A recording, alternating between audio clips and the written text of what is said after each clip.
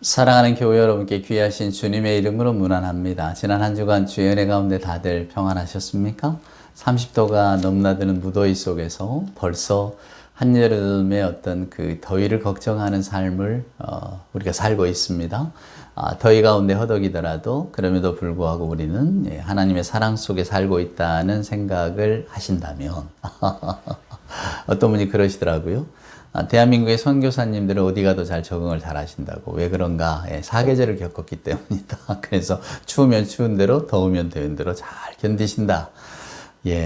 무더운 여름, 잘 견디는 여러분이 되시기를 소망합니다. 또 우리에게 소망이 있는 것은 여름이 지나면 가을이 오고, 또 가을이 지나면 또 겨울이 옵니다. 추운가 했더니 또 봄이 오잖아요. 변함없는 하나님의 자연세계의 질서가 있습니다. 그래서 매 순간순간을 그저 감사함으로, 더위도 감사하고 추위도 감사하면서 살아갈 수 있는 우리 모두가 되기를 소망하면서 오늘 또 평강 주시는 성령 하나님께 붙들려서 함께 예배할까요? 우리 경배 찬송 부릅시다. 찬송가 23장 만입이 내게 있으면 그 입 다 같이고, 우리 1절과 2절 찬양하면서 주일 예배 하나님 앞에 올립니다. 만입이 내게 있으면 그 입 다 가지고 내 구주 주시는 종을 늘 찬송하겠네. 내 은혜로우신 하나님 날 도와주시고 키 크신 영광 널리 펴다 알게 하소서. 아멘. 사도신경으로 우리들의 신앙을 고백합니다. 전능하사 천지를 만드신 하나님 아버지를 내가 믿사오며 그 외아들 우리 주 예수 그리스도를 믿사오니 이는 성령으로 잉태하사 동정녀 마리아에게 나시고 본디오 빌라도에게 고난을 받으사 십자가에 못 박혀 죽으시고 장사한 지 사흘 만에 죽은 자 가운데서 다시 살아나시며 하늘에 오르사 전능하신 하나님 우편에 앉아 계시다가 저리로서 산자와 죽은 자를 심판하러 오시리라. 성령을 믿사오며 거룩한 공회와 성도가 서로 교통하는 것과 죄를 사하여 주시는 것과 몸이 다시 사는 것과 영원히 사는 것을 믿사옵나이다. 아멘. 우리 성시 교독할까요? 성시는 교독문 37번입니다. 교독문 37번 우리 한 절씩 교독합시다. 지존자의 은밀한 곳에 거주하며 전능자의 그늘 아래에 사는 자여, 나는 여호와를 향하여 말하기를 그는 나의 피난처요 나의 요새요 내가 의뢰하는 하나님이라 하리니 이는 그가 너를 새 사냥꾼의 올무에서와 심한 전염병에서 건지실 것이미로다.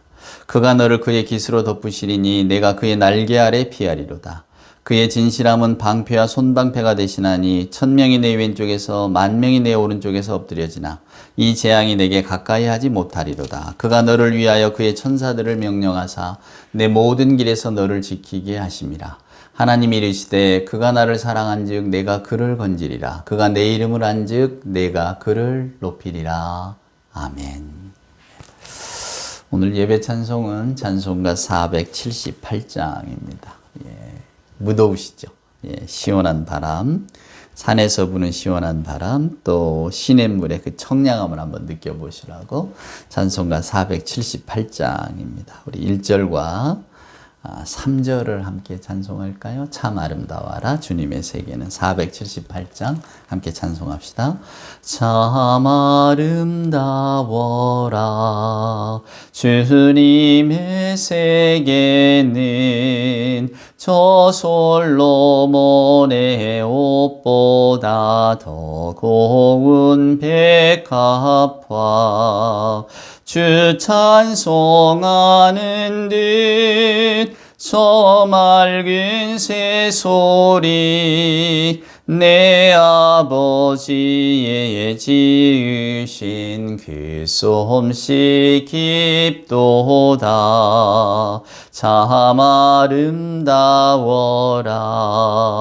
주님의 세계는 저 산에 부는 바람과 잔잔한 시냇물 그 소리 가운데 춤성 들리니 주 하나님의 큰 뜻을 알 듯하도다. 아멘. 예, 기도합시다. 사랑과 은총으로 함께 하시는 아버지 하나님 감사합니다. 여름의 무더위 가운데 저희들을 지켜주시고 오늘 이 아침 한자리에 모아주시니 하나님 감사합니다. 저희들에게 하나님의 한량없는 은혜를 내려주시고 하나님의 사랑을 체험할 수 있는 기회를 허락하여 주시옵소서. 때때로 오늘 예배하는 교우들 가운데는 희망보다는 좌절이, 기대보다는 염려과 기쁨보다는 서러움이 더해가는 불안한 마음을 가진 분들이 있을 줄도 압니다. 때때로는 몸의 건강의 어려움 때문에 또 마음에 갈팡질팡하는 그 혼란스러움에 고민하고 또 애타하는 하나님의 자녀들이 있는 줄로도 압니다. 보이지 않는 미래가 불안하고 또 어찌 살아야 할까를 고민하고 염려하면서 또 하루하루를 불면의 밤으로 보내는 교우들도 있는 줄 압니다. 아버지 하나님, 왜 우리에게 평안이 찾아들지 않을까요? 우리는 왜 날마다 이런 작은 근심들을 안고 불안 가운데 살아갈까요? 아버지 하나님, 주의 성령께서 함께 하셔서 불안과 염려가 일어날 때, 좌절과 낭망이 우리를 찾아올 때, 때때로 우울과 또 마음의 어려움이 우리를 엄습할 때에 우리를 지켜나갈 수 있도록, 우리가 하나님을 향한 감사의 마음을 잃지 않도록 주의 성령 하나님께서 우리와 함께 계셔서 이것들을 잘 이겨낼 수 있는 은혜와 신앙의 힘을 주옵기를 간절히 간구합니다.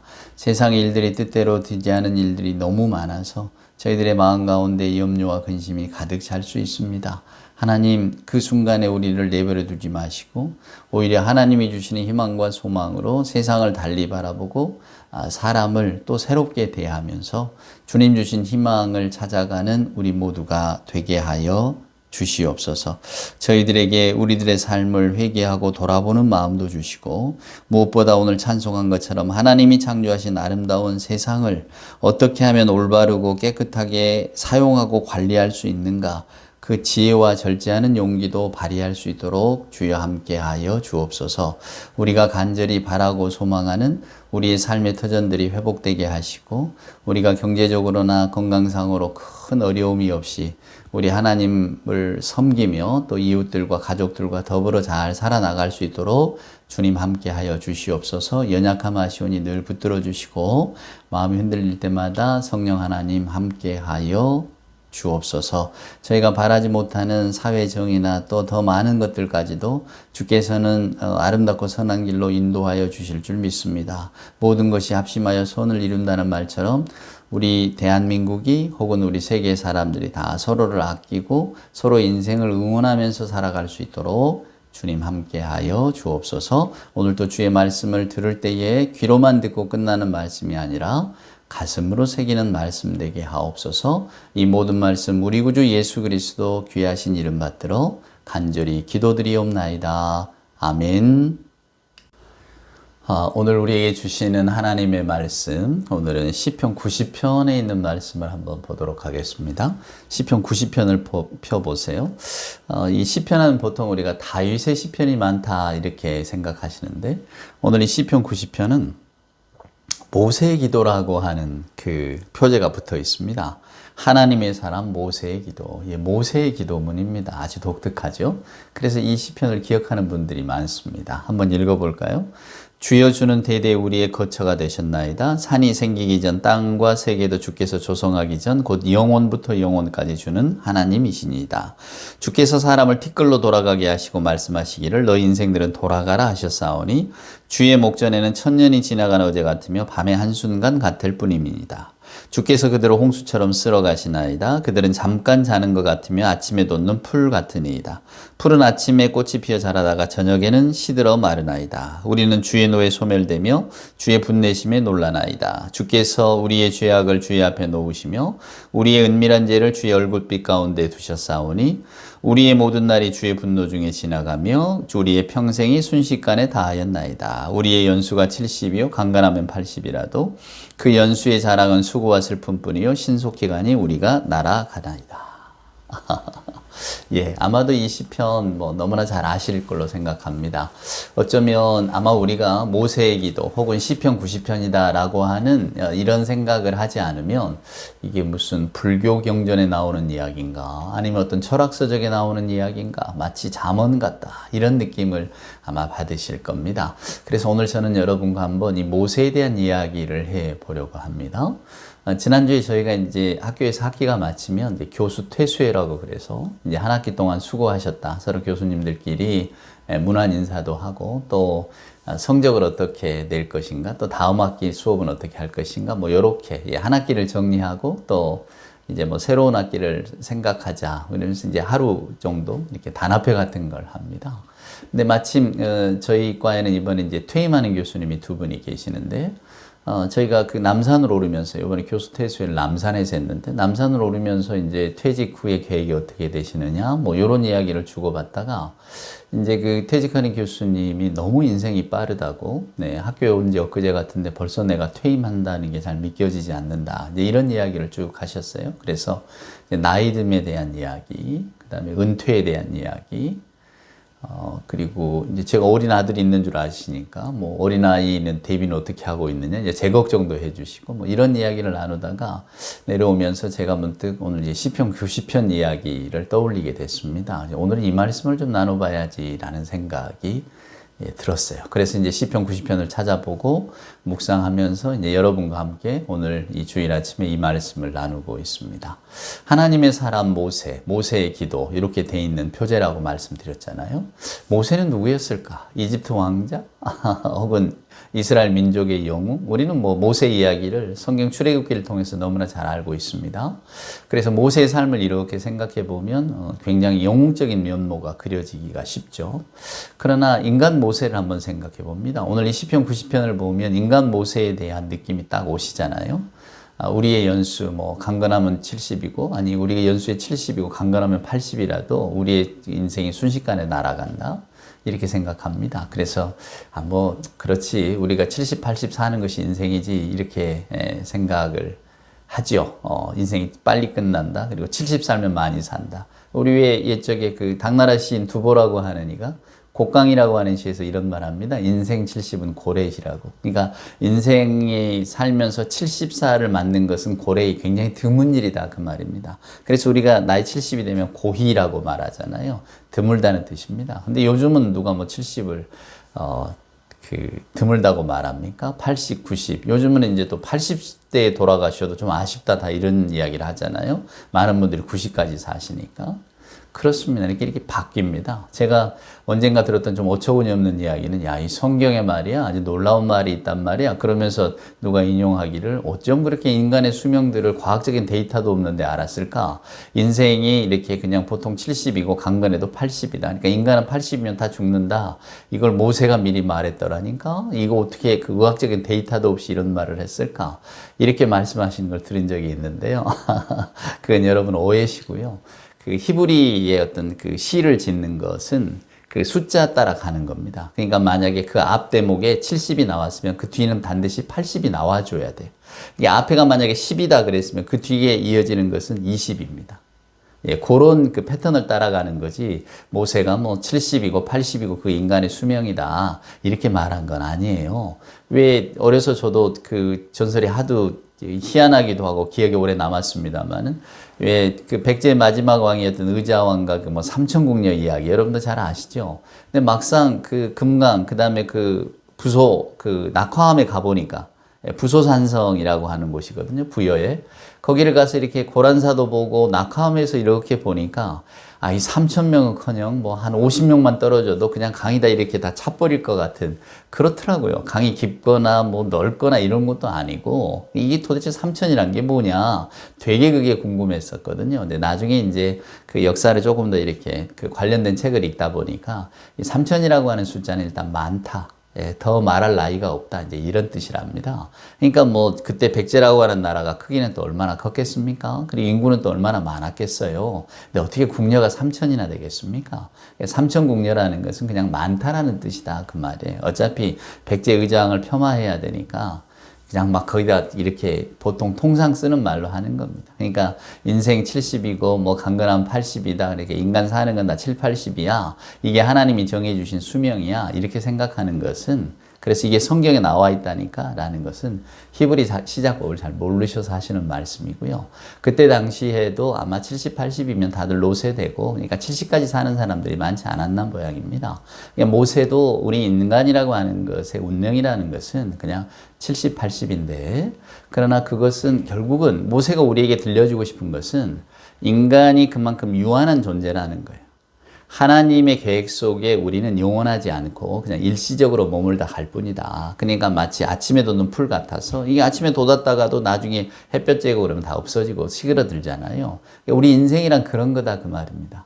그러니까 인생, 인간의 삶, 너무 많은 의미, 큰 걸 부여하지 말고 그것이 전부인 것처럼 살아가지 말라. 지금 그런 뜻이거든요. 그래서 제가 오늘 여러분들께 인간 모세를 생각해 보자는 겁니다. 어려서 나일강에 버려지고 그 다음에 뭐 이집트 왕궁에서 살았지만은 유대인이라는 걸 알고 또 하나님의 부르심을 받고 유대민족을 끌고 광야로 나왔지만 마치 민족의 영도자처럼 여겨지고 받들어진 것 같지만 모세도 광야 40년 동안에 또 죽을 고생을 하잖아요. 그러면서도 결국은 가나안 땅에 들어가지도 못하고 그러니까 그의 인생이라고 하는 것을 이렇게 더듬어 보면 우리가 흔히 말하는 뭐 편안한 인생, 잘 먹고 잘 산 인생, 그냥 행복한 인생이었다. 이렇게 한마디로 규정할 수가 없습니다. 인간 모세는 저나 여러분과 똑같이 인생의 이런 굴곡들을 너무 많이 겪었던 사람입니다.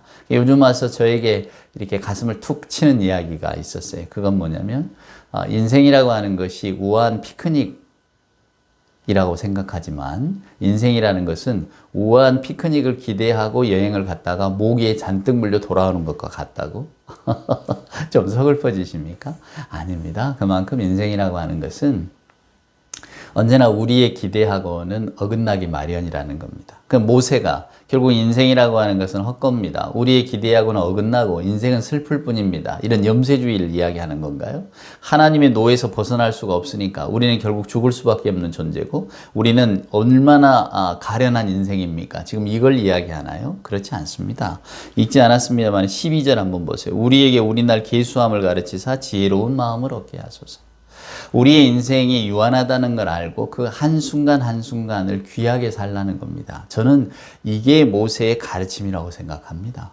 모세는 저와 여러분과 똑같은 그 인간의 성정을 가지고 태어났고 인간의 성정을 경험하면서 살았습니다. 때때로는 막 분이 일어나서 애굽의 공무원을 때려 죽이기도 하고 또 바로의 위험 때문에 무서워 떨기도 하고 도망가기도 하고 또 이스라엘 백성들의 어떤 불만 불평 때문에 정말 마음이 어디 둘 바 없은 그런 어떤 고통스러운 경험을 했던 사람도 모세 아닙니까? 모세는 정말로 인생의 굴곡진 것들을 많이 본 사람이에요. 인생의 쓴맛도 많이 보고 또한 물론 인생의 즐거움도 보았겠죠. 자기가 하나님의 명을 받아서 뭔가 일을 했을 때 그 자기를 통해서 이루어지는 놀라운 일들을 목도했으니까 또 얼마나 또 그 가슴에 충만함이 있었겠습니까? 그럼에도 불구하고 끊임없는 불평과 원망 속에 살았고 그걸 다 들어야만 했고 그러면서 또 자기 의도대로 되지 않는 그런 좌절과 낭망도 맛보기도 했다 그 말입니다. 그러니까 저는 이 시편 90편을 읽으면 인간 모세가 보이는 겁니다. 아, 모세가 이렇게 살았구나. 모세도 똑같은 희노애락을 겪었던 사람이구나. 아마 그의 삶에 그 어두운 밤들이 얼마나 많았을까. 정말 하나님의 인도하심을 받아서 출애굽을 할 때만 해도 아마도 내 이제 인생의 앞길에는 하나님의 도우심으로 평탄한 길이 놓여 있겠지. 모세가 왜 이걸 기대하지 않았겠습니까? 근데 우아한 피크닉인 줄 알고 그냥 텐트 치고 나가서 조금 있다가 가나안 땅으로 갈 줄 알았더니 여기저기서 원망과 불평에 모기에 잔뜩 물리고 40년 동안이나 그 박한 음식을 먹으면서 광야 그 열악한 환경 속에서 살고 얼마나 힘들었을까 생각해 봅니다. 그럼에도 불구하고 모세에게는 하나님의 사람으로서의 어떤 단단한 뿌리, 그 신앙심이 있지는 않았을까요? 그래서 그는 그 앞에 주어진 인생길을 좀 넉넉함으로 바라볼 수 있지는 않았을까? 저는 애초부터 모세가 그렇게 큰 그릇의 사람이었다고는 생각하지 않습니다. 근데 여러 가지 삶의 모습들 또 어떤 그 하나님의 역사들을 보고 또 많은 것들을 겪으면서 그가 정말로 하나님의 사람으로 그래서 우리에게 어떤 그 우리 인생을 계수할 어떤 그런 지혜로운 마음을 달라고 이렇게 요구하고 있는 건 아닐까 생각합니다. 옛 이야기 가운데 이런 이야기가 있어요. 이제 어떤 고매한 스승에게 젊은 제자가 찾아옵니다. 젊은 청년이 찾아와서 저를 좀 제자로 좀 받아주십시오. 제가 선생님 밑에서 많은 걸 배우겠습니다. 선생님이 그 제자의 결기가 기특해서 받아줬단 말이에요. 근데 더불어 살아보니까 이 젊은 제자의 단점이 보이는 겁니다. 그게 뭐냐면 끊임없이 불만불평을 하는 거예요. 뭔가 생활의 조건이라든가 아니면 주변 사람들 때문이라든가 계속 불평을 하는 겁니다. 그래서 스승이 보다 못해서 쟤를 좀 가르쳐야 되겠다. 그리고는 불러옵니다. 부엌에서 소금을 한 바가지 가져와라. 소금을 가져오고 물을 한 바가지 떠오너라. 그랬단 말이에요. 그리고는 소금 한 바가지, 물 한 바가지를 섞었습니다. 그리고는 마시라고 그랬죠. 제자가 한 모금을 마시더니 어떻게 반응합니까? 너무 짜서 마실 수가 없다고 거의 죽을 지경이라고 이랬단 말이에요. 그랬더니 이제 그 제자를 데리고 호숫가로 갑니다. 그리고 역시 한 바가지의 소금을 호수에다 부으라고 하죠. 그리고 휘 저은 다음에 떠서 먹으라. 예. 먹어봅니다, 제자가. 물 맛이 어떠냐? 짜냐? 아니요. 전혀 짜지 않는데요. 어찌 이런 어리석은 일을 저한테 시키십니까? 스승의 답은 여러분 보겠습니까? 바로 이것과 같다. 그릇이 작으면 짜지만은 그릇이 크면 짠맛을 느낄 수가 없다. 너의 마음을 넓히라고. 그런 이야기 아닐까요? 그렇지 않습니까? 우리는 그런 이야기 많이 듣습니다. 요즘 뭐 서울 집값이 뭐 아주 무시무시하죠. 그러면 이제 저희들끼리는 자주 섞인 말로 그런 이야기를 합니다. 야, 살 집 평수를 넓히려고 생각하지 말고 네 마음의 평수를 넓힐 생각을 해. 그래야 네가 좀 넉넉해진다고. 우리가 그런 말들을 하거든요. 결국 중요한 것은 사람의 마음이라는 거죠. 우리가 마음이 좁아들면 아무것도 품을 수도 없고 감당할 수도 없습니다. 모세의 인생을 제가 이야기한다고 그랬잖아요. 그는 젊은 날에 이집트의 왕자도 했었죠. 무소불위의 권력을 휘두르지 않았겠습니까? 비록 뭐 왕이 이렇게 적자로서 계승자는 아니었겠지만 그래도 이집트 왕궁에서 왕의 사랑도 받고 총애도 받고 아마 나름의 삶을 살았겠죠. 그러다가 갑자기 부르심을 받고 광야로 나가고 또 자기는 자기 인생을 던져서 이 일을 하는데 뭐 여러 가지 불평들이 들어오고 물론 그 전에 또 40년 동안 들판에서 양을 치면서 얼마나 많은 인고의 세월을 겪었을까 생각해 봅니다. 아마 모세가 넘어지고 다듬어지고 뭐 이런 과정들이 아니었을까요? 이제 그럼에도 불구하고 또 다시 이스라엘 사람들과 더불어서 이제 광야 생활을 경험했을 때 이제 모세에게 가해지는 공격들 또 모세가 아무리 인격적으로 참아내려고 해도 그것을 뭐 참아내지 못한 어떤 그런 불편함이 있지 않겠습니까? 그래서 이스라엘 백성들의 불평, 불만을 모세가 견디지 못해서 거의 기진맥진하고 말입니다. 그런 일들을 우리 성경을 쭉 봅니다. 그래서 저는 모세의 삶을 생각하면 조금은 안쓰러워요. 모세가 참 어려운 삶을 살았구나. 과연 우리에게 모세와 같은 삶을 살라고 한다면 우리가 뭐 어떻게 그 인생을 감당할 수 있을까 생각합니다. 사람들은 이렇게 말을 합니다. 말하기는 쉽죠. 가뭄이 들면 다 고통스럽지만 가뭄이라고 하는 것이 들면 결국은 과일의 당도로 높아진다. 그래서 과일이 맛있게 된다. 가뭄을 겪은 과일은 정말로 단맛이 많이 들고 맛있게 된다. 마찬가지다. 고난이라는 것이 힘들지만은 고난을 겪고 나면 결국 인간의 가치가 높아지는 거 아니냐. 고난을 겪은 인간의 어떤 인격은 성숙된다. 뭐 이렇게 이야기를 합니다만은 어느 누가 내가 인격이 성숙하고 싶으니까 저를 고난 중에 던져주세요. 이렇게 원하는 사람이 있겠습니까? 우리는 다 고난은 피하고 싶고 힘듦도 피하고 싶고 어려운 일은 직면하지 않고 싶고 그게 우리들의 마음 아닙니까? 근데 때때로 우리가 기대했던 것과는 전혀 다른 어떤 그 삶의 모습들이 펼쳐지잖아요. 우아한 피크닉이 아니라 정말로 그 엄청나게 모기에만 이렇게 뜯기고 돌아오는 그런 것 같잖아요. 그게 우리 인생이란 말입니다. 모세도 그런 인생을 똑같이 우리와 같이 겪었어요. 그래서 오늘 모세의 이야기 시편 90편을 쭉 읽어보면 처음에는 굉장히 염세적인 것 같습니다. 우리의 날이라고 하는 것이 그냥 휙 지나가고 우리가 하나님의 분노 속에 있고 결국 이게 뭡니까? 인간이 허망하다는 겁니까? 그게 아닙니다. 하나님이라고 하는 큰 질서의 테두리 속에 우리는 머물 수밖에 없다는 거예요. 그런 존재임을 알라는 겁니다. 그렇다면 뭡니까? 하루하루 산다는 게 달리 느껴지지 않겠습니까? 맞아요. 우리의 인생은 죽음으로 끝납니다. 죽음이 예정되어 있습니다. 이게 인간의 운명입니다. 왜? 하나님께서 정해놓으셨고 이 하나님이 정해놓으신 인간의 운명이라고 하는 것은 우리가 성경의 가르침을 보면 에덴의 동산에서 올라가서 에덴의 동산의 사람들이 우리는 하나님의 말씀을 순종하기 싫어요. 우리는 우리 멋대로 살겠습니다. 그러면서 우리 인간에게 주어진 게 죽음이 아니었습니까?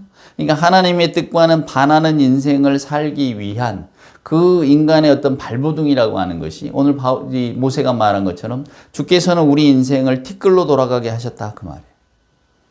주님 안에서는 주님은 천년이 하루 같지만 우리 인간에게는 어떻게 됩니까? 주님의 시간 속에서 우리가 들어있으니까 그냥 티끌 같은 거예요. 근데 그 티끌 같음을 누가 만드셨다? 주님이 우리에게 허락하셨다 그 말이에요.